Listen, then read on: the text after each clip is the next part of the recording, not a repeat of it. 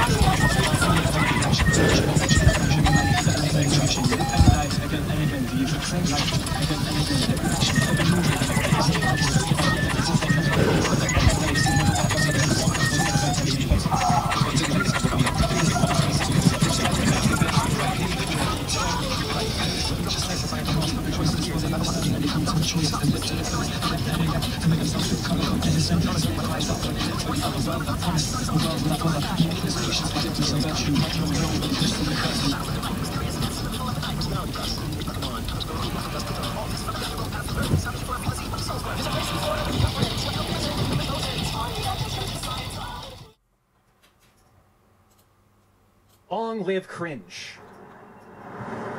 What is this about? Cringe. Who's cringe? The time is coming, my friends, when the shadow of cringe will be lifted from mankind, and we will all rejoice in the new world. The world of post-cringe.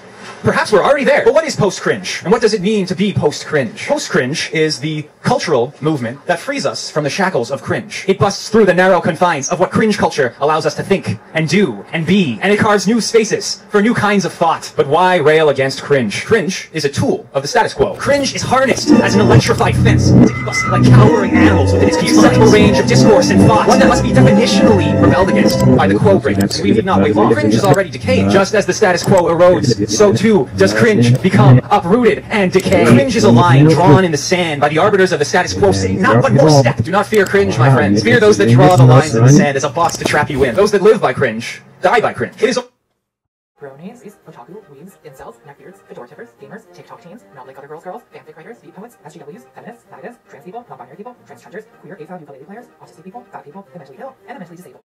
A certain dose of religion is offered to people, as Karl Marx and others would have said, an opium for the people.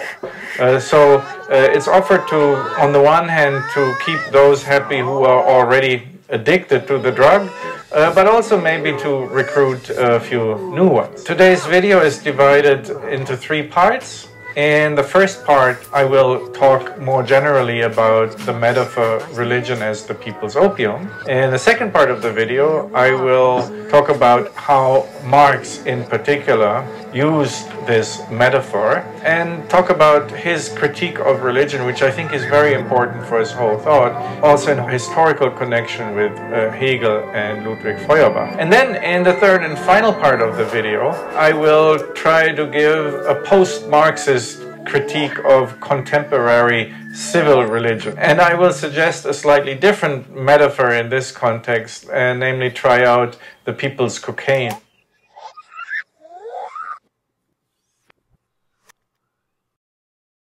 Out of nowhere. It didn't.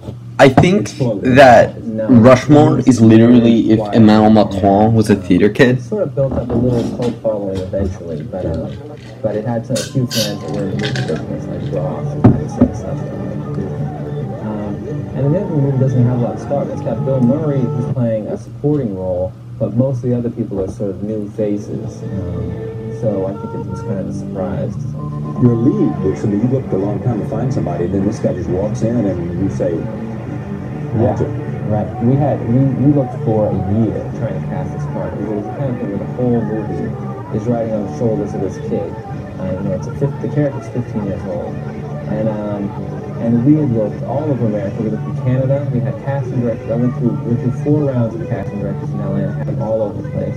And at one point, we were even looking at England, even though the character is American, because we were thinking that he would be a kid doing a fake English accent, which would actually be a real English accent, because he'd be using an English accent. We were desperate. We were just going to design here.